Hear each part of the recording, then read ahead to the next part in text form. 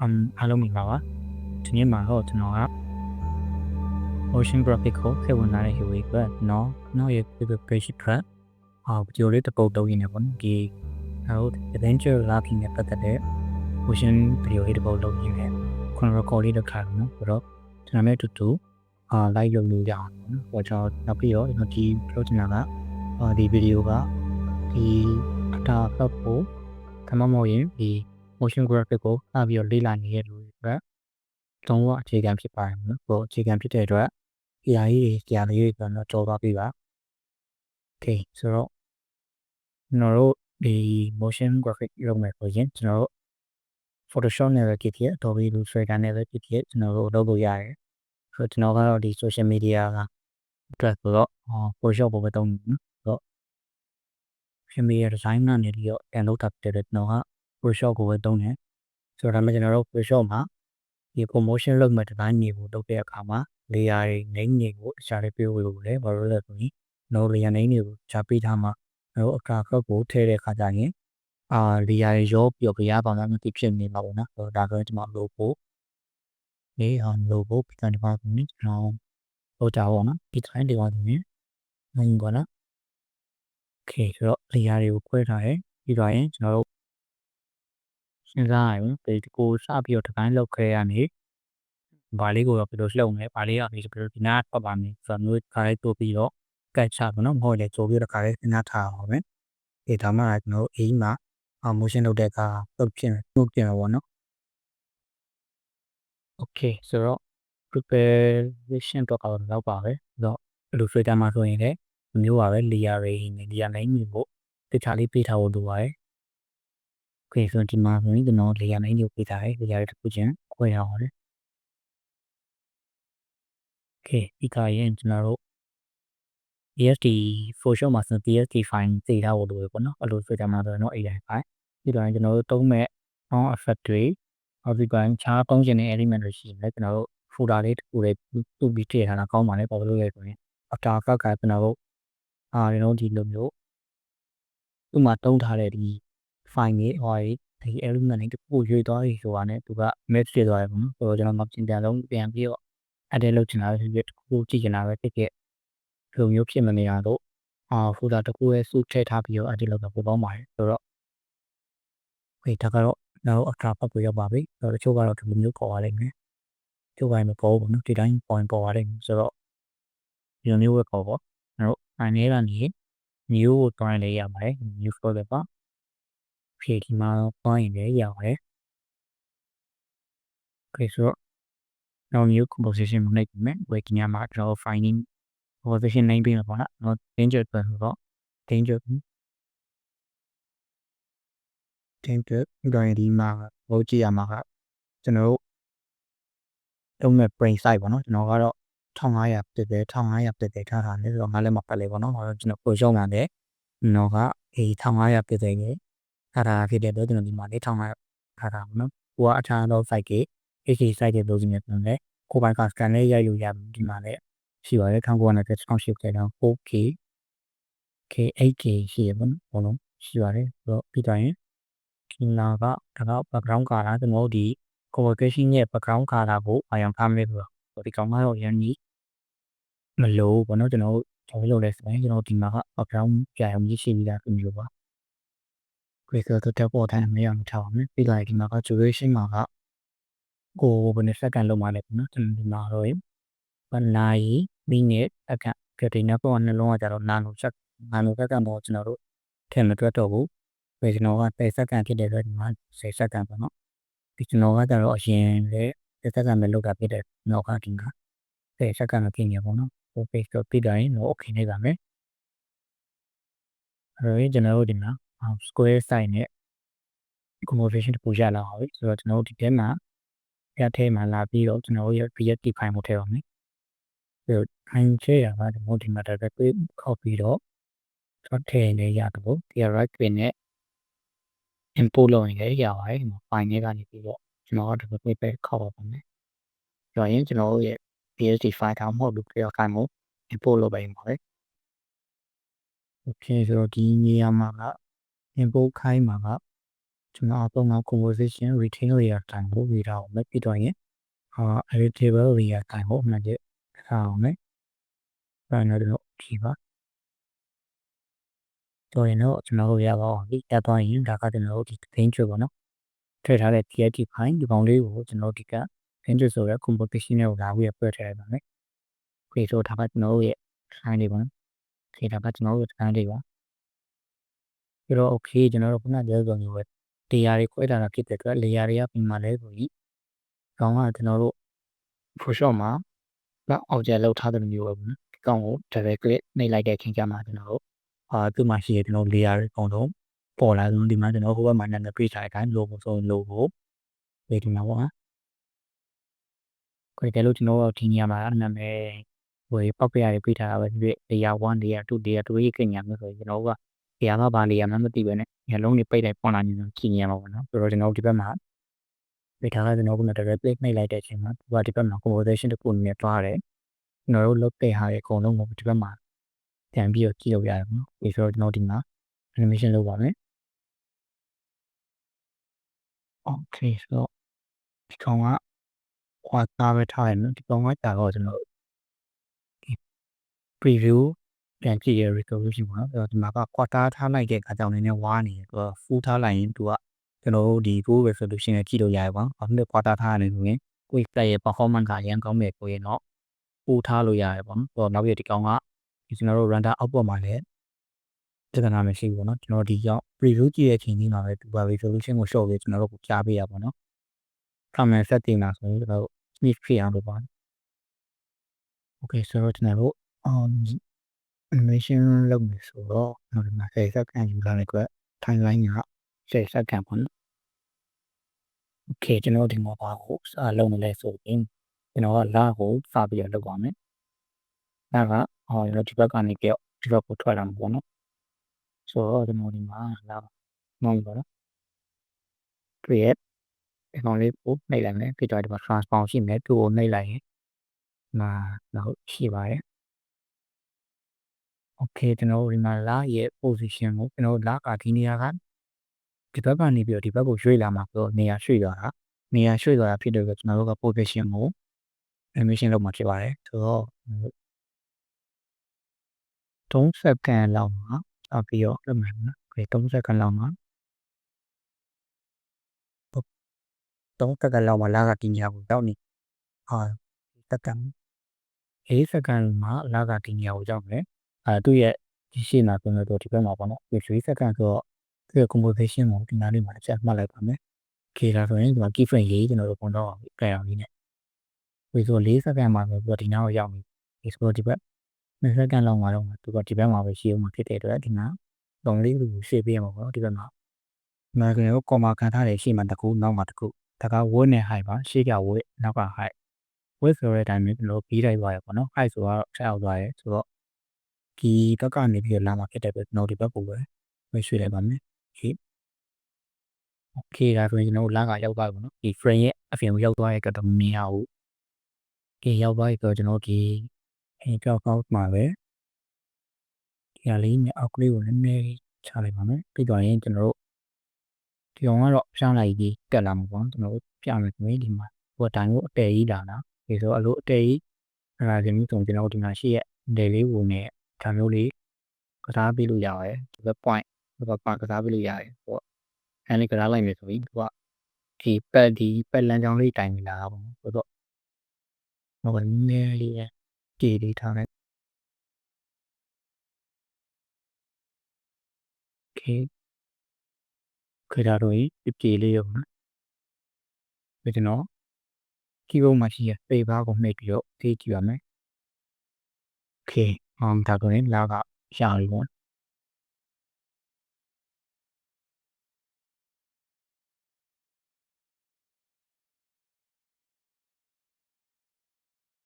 okay လာကရသွားပြီရသွားဆိုကျွန်တော်ကဒီရောက်ဖျားပုံကိုလေကျွန်တော်ကနည်းနည်းလေး animation ထည့်နေဆိုတော့သူကကြတော့ကျွန်တော်တို့ဒီမှာလာမရှိတဲ့အချိန်မှာနည်းနည်းလေးမှောင်နေလို့ပေါ့နော်ကျွန်တော်ဒါကဒီနားလေးကိုရောက်လာတဲ့အချိန်ကျမှဟိုလာရဲ့ link အောင်တော့တင်းသွားတဲ့ပုံစံမျိုးဆိုတော့ကျွန်တော်လိုချင်လို့ okay နော် ဗုဒ္ဓပေါ့နော်ဗုဒ္ဓတို့ပြေးထားတာကိုတည်းပဲကျွန်တော်ပြေးတယ်မှာသူ့ကိုကြတော့ကျွန်တော်က opacity ကိုပဲနည်းနည်းလေးကစားမှာဖြစ်ပါတယ်။ကျွန်တော်4စက္ကန့်မှာလာကဒီနားလေးကိုရောက်လာဖြစ်တော့ဒီညလေးမှာဆိုရင်သူကတော့လင်းနေပြီเนาะဒီတိုင်းလေးဖြစ်နေပြီ။4စက္ကန့်မှာလာကနေရမှာတေးတာနေဖြစ်တယ်ဆိုတော့ကျွန်တော်သူ့ရဲ့ opacity ကို4စက္ကန့်တော့ key frame တစ်ခုပြလိုက်မယ်ပြီးတော့နောက်ဘက်ပြန်တုံးရင် okay နောက်ဘက်ပြန်တုံးပြီးတော့ရင်းဒီနေရာလောက်မှာမော်နည်းနည်းလေး short cake နော်၅ပဲလောက်ထားလိုက်မှာပေါ့နော်ဆိုင်ပင်လိုက်တယ်နော်ဒီအားဆိုကျွန်တော် key frame တစ်ခုပေါ်လာပြီအဲ့တော့ကျွန်တော် space bar လေးကိုနှိပ်ပြီးတော့ paste ပါမယ် okay အဲ့တော့ရပါပြီကျွန်တော်တို့ဒီမှာကျွန်တော်က server နှိပ်နေတယ်ဒါပေမဲ့ lab ကအေးတာသွားရဲ့ lab ရဲ့နေမှာကျွန်တော်အေးတာသွားရဲ့ကြီးကမှသူကလာရဲ့လေအောင်လုံးဝဖြူးပြီးလာတဲ့ပုံစံမျိုးနော် okay ဆိုတော့ဒီကတော့ရပါပြီအဲ့တော့ကျွန်တော်ကဒီ into မှာကျတော့ opacity ကိုanimation ပေးပြီးတော့ဒီလာမှာကျတော့ကျွန်တော်ကဒီ position ကို animation ပေးထားတာပေါ့နော်ဒါဆိုတော့ဒါကလုံးဝ share ရှင်းရှင်းနေရမယ်အဲ့ဒါကျွန်တော် chair လေးတွေကိုလည်းအဲ့မှာစောင့် chair လေးတွေကိုလည်းနည်းနည်းလေးနော်လှုပ်ချင်တယ်ပေါ့နော်တိုးရဲ့ position လေးကိုကျွန်တော် chair တွေကငြိမ်နေပေါ့နော်ဒီကောင်ကိုဆွဲရတာခိုးညှက်ဆွဲလို့ရပါတယ်ပြီးတော့ဒီမှာရှိရခိုင်တိုင်းကြီးကကျွန်တော်ဒီ video မှာပါတဲ့ခိုင်တိုင်းကြီးကိုထည့်ရလို့ပေါ်မယ်ဆိုဒီကောင်မျိုးကြောက်ချင်ရင်သူ့မှာရှိရ order နဲ့ semi ပေါ်တယ်လေးမိပြောက်ပါတယ်Okay ဆိုကျွန်တော်က carry ကို animation ပေးပါမယ် carry ကကျွန်တော်ဒီကောင်ကို zoom ဆွဲရတာကြတော့ဒီလိုမှာရှိရmouse မှာရှိရတက်ခိုးဝင်းနေပေါ့နော်ပြီးတော့ဒီမှာလည်းဒီကပေးလို့ရပါတယ်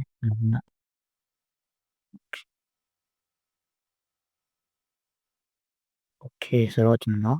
carry ရောက်ပြီးတော့နည်းလေးလောက်ချင်တာဖြစ်တဲ့သူ့ရဲ့ position လေးဒါနည်းနည်းလေးလောက်နေတော့ပေါ့နော်ဟုတ်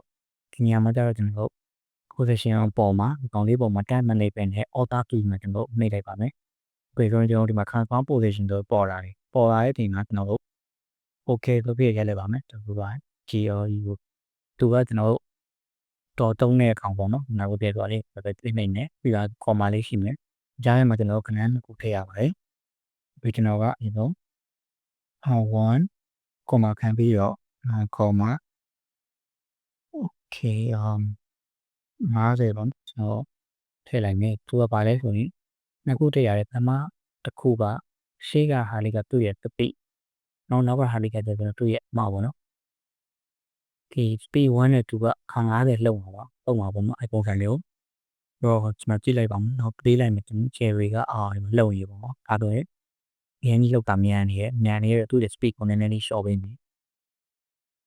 မယ်ဆိုတော့0ပိုင်လောက်ထားအောင်ပြီးတော့သူ့ရဲ့မောင်းလေးနည်းနည်းလေး short လိုက်ဒီလောက်ထားနော်ဒီ creator ဆိုလှုပ်တော့လှုပ်တယ်နည်းနည်းလေးပဲလှုပ်နေရတော့မသိတာတော့ဘူးဒီလောက်ပဲကျွန်တော်ထားလိုက်ပါမယ်ဒီ vocal လေးအကြတော့ကျွန်တော်တို့ motion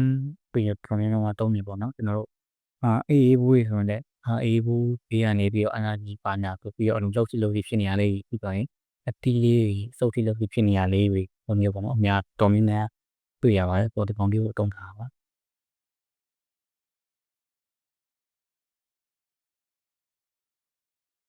ဒီကျွန်တော်ဒါဆိုရင်တုံးကိုထည့်ပြီးတယ်ပေါ့နော်ဒီလာရဲ့ဒီစင်းတူရဲ့နောက်ကကျဲလေးတွေ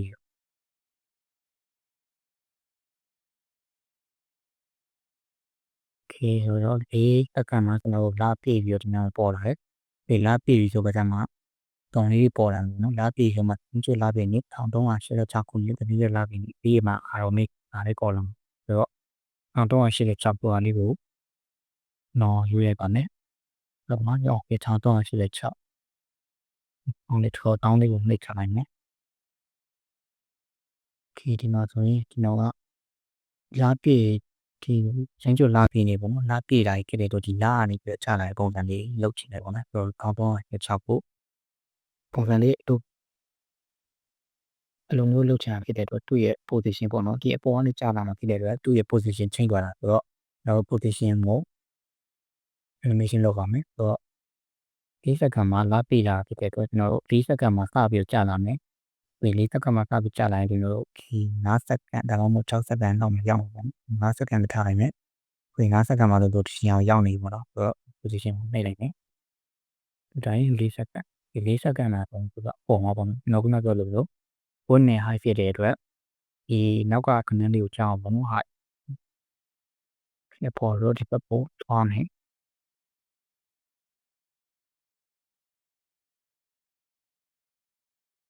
โอเคကျွန်တော်ဒီမှာဘွားနေရစပူးနဲ့ဖြတ်ဒီကျွန်တော်တို့လာပြည့်ရဲ့ဖြစ်မှာတော့ကြာလာဒါမျိုးကျွန်တော်တို့ပါရန်ကြီးကဒီလိုမျိုးကြီးဖြစ်နေရတာတော့ရုပ်တည်မရှိဘူးရုပ်တည်မရှိရဲ့အတွက်သူ့ရဲ့ရှေ့ပိုင်းကိုကျွန်တော်ဖြတ်ပလိုက်ဟုတ်တယ်ကျွန်တော်တို့ဒီနေရာကျမှစားရကောင်းတော့ပေါ်လာမှာဖြစ်တဲ့အတွက်သူ့ရှေ့ပိုင်းနဲ့ကျွန်တော်ဖြတ်ပလိုက်တော့ဖြတ်ပလိုက်ခြင်းကျွန်တော်ဖြတ်ခြင်းတဲ့နေရာလေးကိုဒီ slider လေးထားပြီးတော့ order နဲ့ကျွန်တော်၄တောင်ခုစားလေးကိုနှိပ်လိုက်လို့ရပါတယ်ဒီကျွန်တော်ရှေ့ပိုင်းပြတ်သွားပါပြီတော့ဒီမှာလည်းရှေ့မှာလွတ်သွားရအောင် okay ပြီးကြရင်ကိုဒီလိုကြီးမပေါ်ခြင်းတဲ့အတွက်ဒီနေရာမှာရွှေချင်းလေးပေါ်ခြင်းတာဖြစ်တဲ့အတွက်ကျွန်တော်ဒီနေရာကမှသူ့ရဲ့ opacity ကိုထပ်ပေးလိုက်ပါမယ်ပြီးတော့ဒီနေရာရောက်တဲ့ချိန်မှာ opacity 100ဖြစ်တဲ့အတွက်ကျွန်တော်တို့ဒီလိုနေရာပြီပေါ့နော်ဒီနေရာမှာကျတော့သူ့ရဲ့ opacity ကို0ပေးလိုက်တယ် okay 0ပေးလိုက်တဲ့အတွက်သူကတော့မြင်ရတော့ဘူးဒီဆိုရေးကြည့်ပါမယ် okay ဖြည်းဖြည်းချင်းလေးချတာ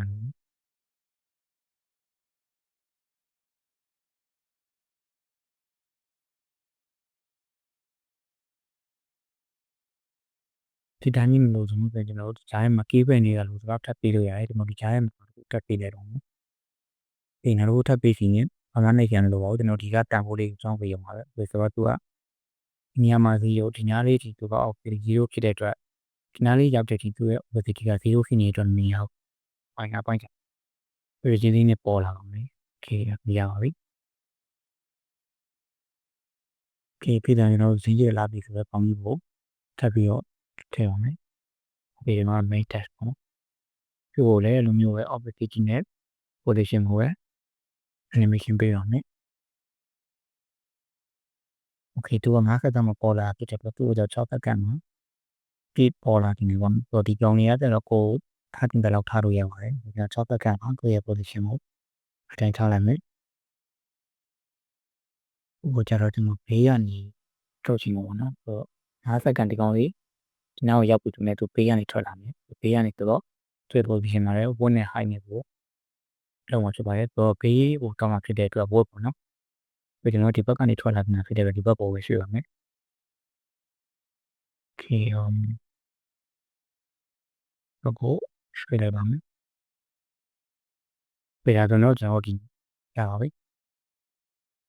ဘယ်ရင်သူကကျွန်တော်လာပေးသွားတော့အားရန်လေးပေါ်လာတဲ့အချိန်မှာသူကဘေးကနေထွက်လာမှာပေါ့နော် okay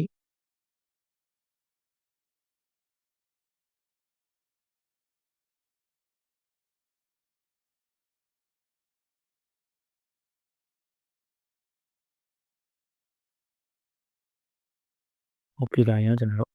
ပြီးတယ်မှာခါတော်နေပြန်ပြီးရှိရမယ်ဆိုတော့ဒီကောင်လေးကိုကျတော့ဒီဘက်ကနေလည်းထွက်လာနိုင်တယ်ပေါ့သူကလည်း6 second တော့ပဲပြေပေါ်လာပြီဆိုတော့တရားလေးရောဝင်လေးပါဒီ position ကဒီနေရာမှာသူကဒီနေရာကိုရောက်နေတယ်ဒါပေမဲ့ဒီဘက်မှာတော့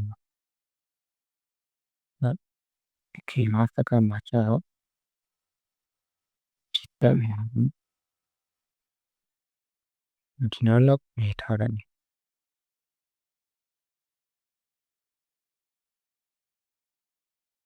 okay ဒါပေမဲ့ကျွန်တော်ကောင်းကြီးကဒီညာလေးမှာကလေးကပေါ်နေတာဖြစ်တယ်သူ့ရဲ့ရှေ့ပိုင်းကိုလည်းတက်တော့ပြလာမယ်အဲ့တော့ author ဒီတော့ခုကပြီးတော့ကျွန်တော်ရှေ့မှာတော့မြင်အောင်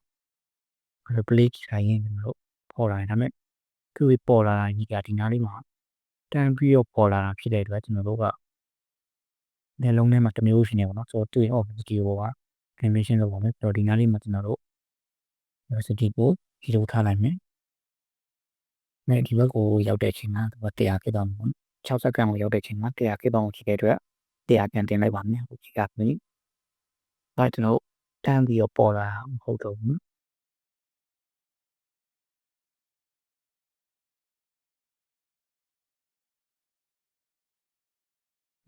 ဒီလို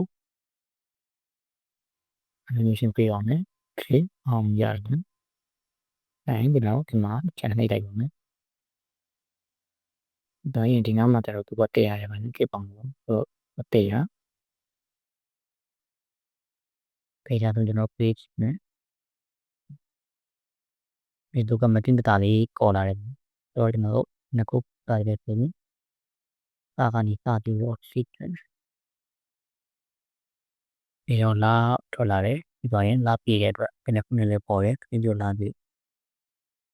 မင်းကျွန်တော်တို့အလုပ်တွေကပါဒီကုန်းလေးတွေကျန်တယ်ဒီစာပိုက်ပြီးကျွန်တော်တို့ဒီစာပိုက်ကျန်တယ်ဒါဒီကုန်းလေးတွေကျန်တယ်ကျွန်တော် logo လေးလည်းကြာတာပေါ့နော် logo ကကျတော့ကျွန်တော်5စက္ကန့်လောက်မှာပဲကြာပေါ့ logo ဆိုတော့ logo ကိုကြည့်လိုက်မယ် okay ဒီမှာ logo လေးရပေါ့ logo ကတော့ပေါ်ကနေလေးရှင်းပေါ်ကနေပဲကြာမှာ okay ဆိုတော့ logo ကိုဇာတ်မြင့် okay ဆိုတော့ကျွန်တော်တို့ဟိုက5စက္ကန့်လောက်မှာကျွန်တော်တို့ဒီနေရာမှာကပြီးတော့ပြချင်တယ်ဆိုရင် okay 5စက္ကန့်လောက်မှာဒီနေရာမှာပြမှာဖြစ်တဲ့အတွက်သူကဒီနေရာမှာပဲနေနေမှာဟိုကဒီနေရာမှာပဲသူ့ကို1 point ပေးလိုက်မယ် okay ပြီးတော့ရင်သူ့ရဲ့ရှေ့စက္ကန့်ဒီမှာသူကပေါ်ရောက်နေလို့ပေါ့နော်ကိုနဲ့ high နေဆိုတော့ high ကိုရှင်းလို့ပါမယ် okay သူကဒီနေရာမှာပဲကျွန်တော်5စက္ကန့်ရောက်တဲ့ချိန်ကျတော့သူကပေါ်နေကြတာပါနော် okay ကြောက်လေ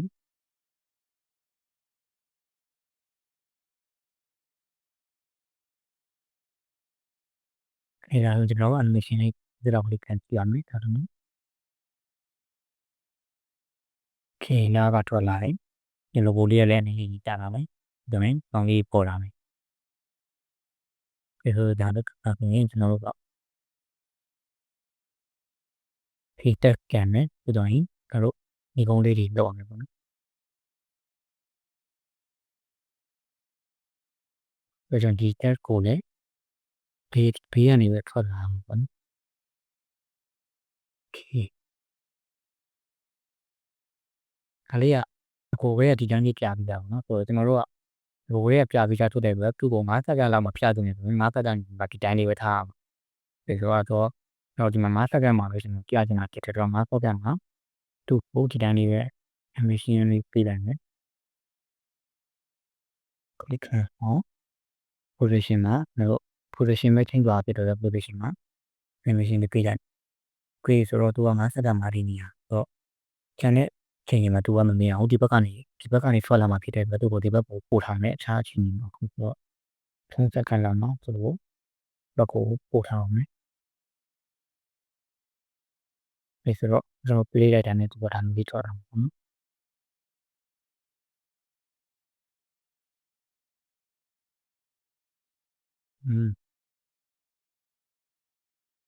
ဒီကောင်လေးကိုကျွန်တော်တို့ animation ထည့်ပြီးမှဒါလေးကိုထပ်ပြီးရွှေ့နေရပါတယ်ဒါပေမဲ့3စက္ကန့်မှာတော့ဒီဘက်နားလေးမှာရောက်နေတယ်ခွင့်5စက္ကန့်မှာတော့ဒီနားလေးမှာရောက်နေသူကဒီကနေကြည့်လာတယ်ဒီက2စက္ကန့်ပဲကြာတယ်ပုံနဲ့ညံနေပေါ့နော်ညံနေလို့ထင်ရင်ဒီကောင်လေးကို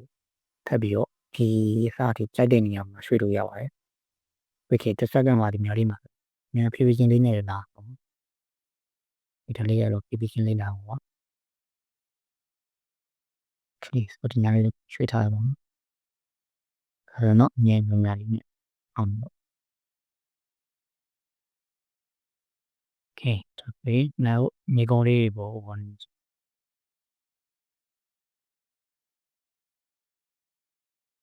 မြေပုံလေး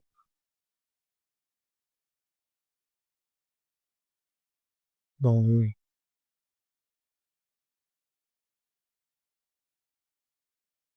ညဒီနေရာလေးပေါ့ကျွန်တော်ကဒီအော်မှာထောက်ပြီးတော့လည်းတက်လက်လုပ်ရပါတယ်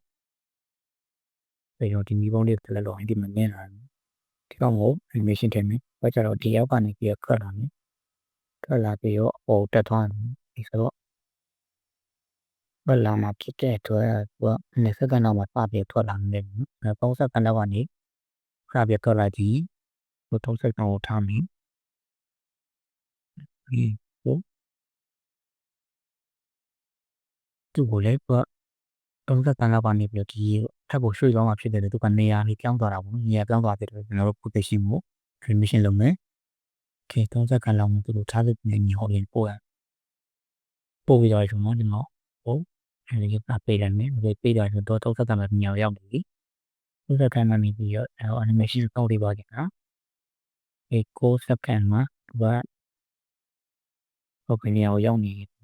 အားကနေမြေပို့လိုက်ပါမယ်ကိုကျွန်တော်ဒီနောက်ပို့လိုက်ဒါဆိုရင်ကျွန်တော်တို့ရှေ့လိုက်တာနဲ့သူကသူ automatic animation ပေးရမှာဆိုလေးလိုက်ရင်သူကသွားနေလို့ဒီဒါနဲ့ကျွန်တော်တို့ရဲ့ကတ်ကားကြီးအဖြောင်းကြီးဖြစ်နေတဲ့အတွက်သူကအဖြောင်းကြီးသွားနေရပါတော့ဆိုတော့ကျွန်တော်တို့ဒီပုံလေးတွေကကြတော့လေဝိတ်ပြီးတော့ဝိတ်ကားရဲ့အတွက်ကောင်းသူရဲ့အလေးတွေကိုမျိုးလေးကျွန်တော်ပဓာလို့ရပါတယ်ဆိုတော့သူ့မှာကကျွန်တော်တို့ဒီပါappointment ပေးထားတဲ့အတွက်သူ့မှာကအဲ့ဒီလို့ရရင်နှစ်ခုပဲရှိပါတော့ဒီမှာရဲ့ဆိုတော့ကျွန်တော်ခြားထဲမှာပါထပ်ပြီးတော့ပေးခြင်းနဲ့ဆိုရင်ထပ်ပြီးတော့ထည့်လို့ရပါတယ်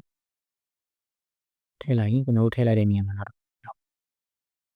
ဒီကနေလည်းကျွန်တော်တို့ထပ်ပြီးတော့ပေးလို့ရပါတယ်မျိုးလေးဒါဆိုရင်ကျွန်တော်တို့သူကတက်လာမယ်ပြီးတော့ရင်လမ်းလေးတိုင်ဝိုက်ပြီးတော့ချောင်းရပေါ့နော်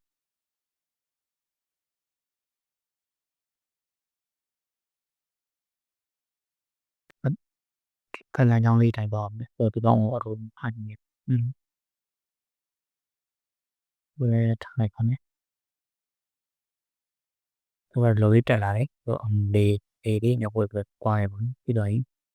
သူ့ကိုကျွန်တော် skill ပါထည့်ပါမယ်ဘယ်လိုလဲ skill ဘာလို့ထည့်ရလဲဆိုရင်ဒီလိုလေးရကျွန်တော်တို့နီးရအနေဝေးပါတဲ့အခါမှာကျွန်တော်တို့တည်သွားရပါတော့ဆိုတော့ကျွန်တော်တို့ဒီနာတော့ဒီရှေ့ကနေပေါ်လာတာဖြစ်တယ်လို့ပဲပြီးနေဒါပေမဲ့ဒီ expression နဲ့အပေါ်ရောက်သွားတဲ့အခါမှာကျွန်တော်တို့လည်းဝေးရအတွက်တည်သွားရပါတော့ဆိုတော့ဒီနေရာမှာသူ့ရဲ့ skill က100ပေါ့နော်ဆိုတော့ဒီမှာအစမှာတော့မလို့ကြီးနေမှာဖြစ်တယ်ဆိုတော့100ထက်ကြည့်ရင်လည်းကျွန်တော်100တက်ခက်ပြီးကြီးလို့ရပါတယ်ကျွန်တော်တော့မကြည့်တော့ okay skill ဘုဒီနေရာမှာ100ဆိုတော့ဒီနေရာမှာကျွန်တော်ဒီကောင်လေးကိုနှိပ်ပြီးတော့ပြီးလိုက်မယ်ဘာရဲ့ကျွန်တော်ဒီစောင်းရောက်တဲ့ချိန်မှာသူကစောင်းပြီး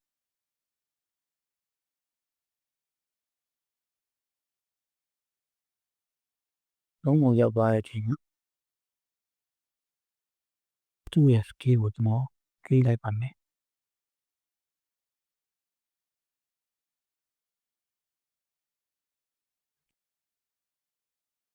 ဒီရမှကြည့်လိုက်မယ်အခုကဒီနားလေးမှာကြည့်လိုက်တာဒါပေမဲ့ဒီနားလေးကကျွန်တော် frame အပြင်မှာထွက်သွားတဲ့ကံမြင်ရတော့ကျွန်တော်ဒီနားလေးမှာကြည့်လိုက်တော့သူကဒီရန်နောက်တစ်ခု key frame တော့ကိုတက်နှားလိုက်တယ်နော်ဆိုတော့ဒီကောင်ကိုဖြတ်လိုက်ဒီကောင်လေး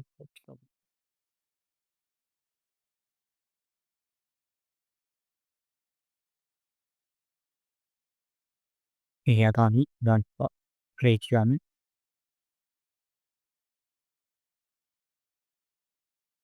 တို့ပြေးလိုက်ရင်ဟိုက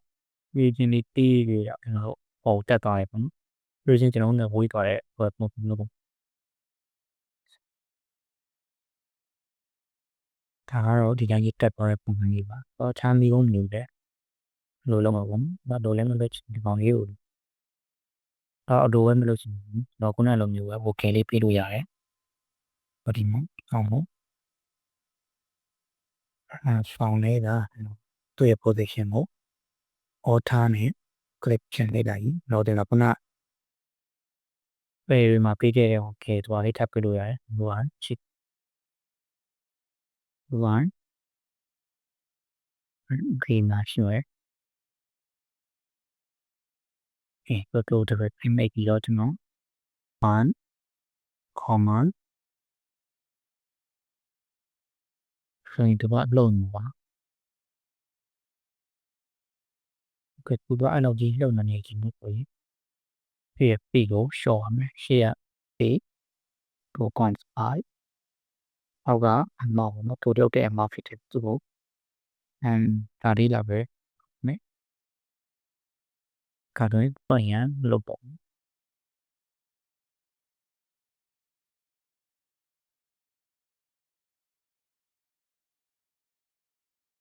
ဒီဒါတော့ရင်ပေါ်တူဂီနဲ့လှုပ်နေမှာပေါ့အမေရိက on နေပြတော့မယ်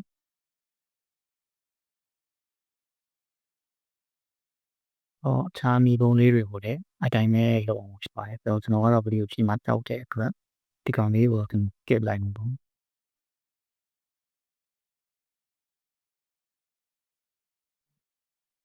ခေရဆိုရင်ခံလေးပေါ့နော်ပြီးတော့ရခါကျွန်တော်တို့ကဒီဘက်မှာတောက်ပြီးတော့ရှိလို့ရရပါတော့ဒီဘက်မှာကကျွန်တော်ရဲ့လေယာဉ်မှာအတစ်လောက်ထားတာပဲအတစ်လောက်ထားတဲ့ပုံမှာဒီဘက်မှာလာပြီးပေါ်တယ်ပေါ့နော်ဒီဆိုတော့အားမျိုးဒီနဲ့ပါမယ်ဒီဘက်မှာလေယာဉ်တွေမရှုံနေတော့ဘူး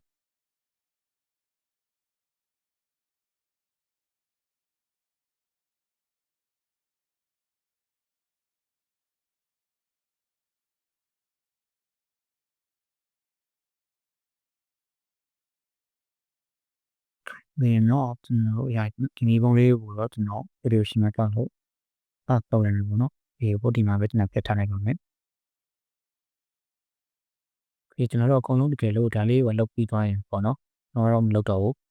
လောက်ပြီးသွားတယ်ဆိုပြီးတော့အောင်ဖက်တီထင်ပေါ့နောက်တတိထဲပါဒီမှာလာထည့်တယ်ရတယ်ဒီဘက်မှာလာထည့်တယ်ရတယ်ဒီဘက်မှာမရှုပ်ချင်ဘူးဆိုရင်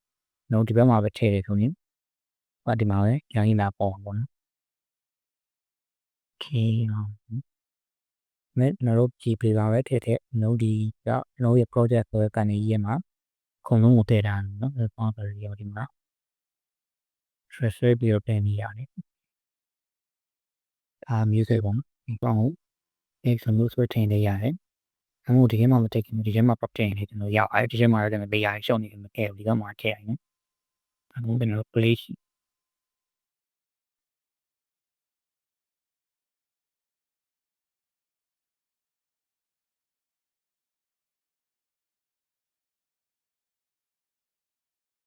အားပြည့်နေဆိုတော့ကျွန်တော်တို့ခံဖြစ်တဲ့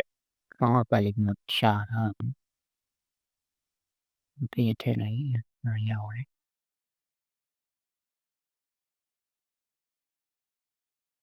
နောက်ကပိုင်းနေတဲ့တော့ဟိုဒီကို author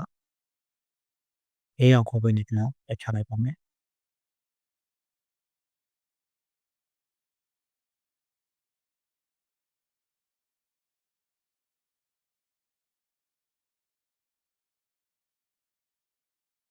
အမှန်ရှိမှကျွန်တော်တို့အန်ကပြတ်သွားရပါတော့ပြတ်သွားပြီဆိုတော့ကျွန်တော်ဒီနေရာမှာကျွန်တော်တို့ဒီညလောက်ရောက်တဲ့ချိန်မှာကန်ကပြီးချင်းလေးတို့တကယ်တော့ဒီကောင်းဘက်ကတစ်ဆက်ကနေမဟုတ်ဘူးเนาะတစ်ဆက်ကနေမဟုတ်ဘူးဆိုတော့သူက fusion လေးပေါ်လာပြီးတော့ဒီသူ့ရဲ့အဆုံးအကြောင်းမှာသူက fusion လေးပြန်ပြောက်သွားတာပေါ့နော်ဆိုတော့ဒါပေမဲ့သူ့ရဲ့ lunch တော့ကြတော့တစ်ဆက်ကနေမဟုတ်တဲ့အတွက်သူကတစ်ဆက်ကမှာတော့ fusion လေးပြန်ပြီးတော့ပျောက်သွားမှာမဟုတ်ဘူးဆိုတော့ဒါကဒီညလေးမှာတော့ကျွန်တော်တို့ခေကျွန်တော်နားထောင်ကြည့်ရင်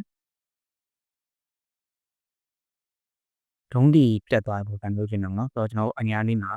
ဒီမျိုး fusion လေးတောက်တော့အောင်လုပ် fusion လေးတောက်တော့အောင်လုပ်မယ်ဆိုတော့ဒီတော့ရက်မယ်ဒီတိုင်းဒုံးလေးဝင်နေ audio ဝင်နေဒီတိုင်းသူ့ရဲ့ level ကို short ချမယ်သူကဒါကသူ့ရဲ့ပုံမှန်ကဒီမှာ0ဖြစ်နေရဲ့အဲ့တော့သူ့ကို minus အောက်ကို short ချလိုက်ရင်သူက fusion လေးကြောက်သွားတယ်ပြီးတော့ကျွန်တော်ဒီနေရာမှာ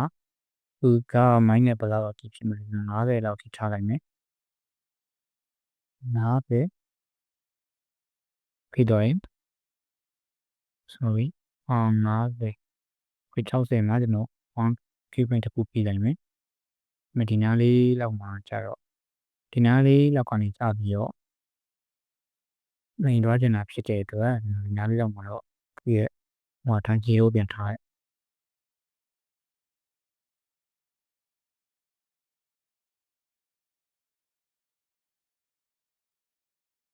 โอเคဆိုတော့သူ့ရဲ့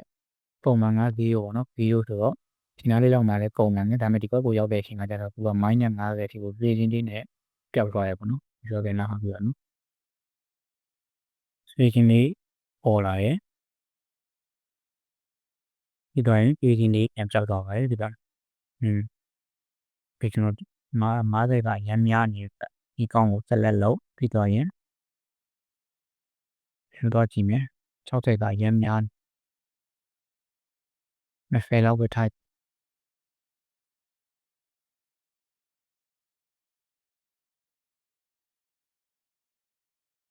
okay လောက်ဆိုရင်တော့ရပြီတော့နောက်ဒါလေးတွေတော့လုပ်ဖို့ချန်တယ်ပေါ့နော်ကျွန်တော်ကတော့လုပ်မပြတော့ဘူးဗီဒီယိုရှင်းနေတာတောက်တော့ဒါဆိုရင်ကျွန်တော်တို့ပြီးသွားပြီပေါ့နော်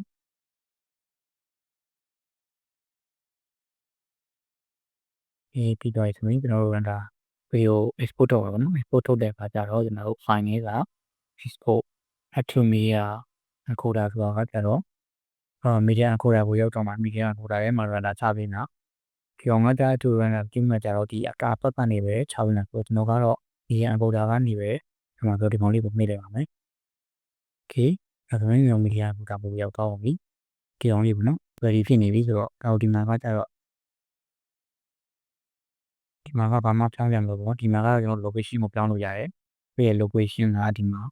user project danger ဆိုတာဖြစ်နေတယ်ဆိုတော့ကျွန်တော်တို့ဒီမှာကျတော့ကိုထားခြင်းတဲ့ location ကိုပြောင်းပြထားလို့ရတယ်တက်တော့မှာဖြစ်အမောချားခိုင်နေရမှာပဲဖြစ်ဖြစ်ပြီးသွားရင်ကျွန်တော်တို့ဒီထိတ်မှကြီးရဲ့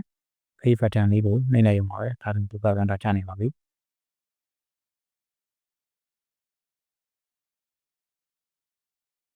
ဒီ run down မှာကကြာတော့ကျွန်တော်တို့ GPU ရှိရလူတွေကတော့ GPU dedicated GPU ပေါ့နော်ရှိရလူတွေကရွေးထားလို့ရပါတယ်နောက်က laptop ကပါတဲ့အတွက်အောက်ဖြစ်နေမှာနော်data ဆိုရင်တော့ render ချနေပါပြီ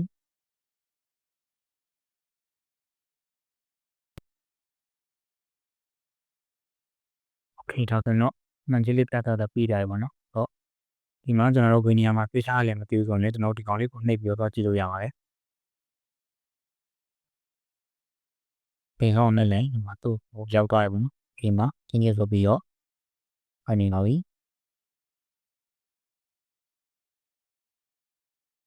โอเคဒါလေးပေါ့နော်နောက်ကတော့ဒီဗီဒီယိုမှာဒီကောင်လေးပေါ်နေမိလောက်ပြမထားတော့ဒီကောင်ပြတော့အေးရောက်ပါတော့ဆိုတော့အားလုံးကျေးဇူးတင်ပါတယ်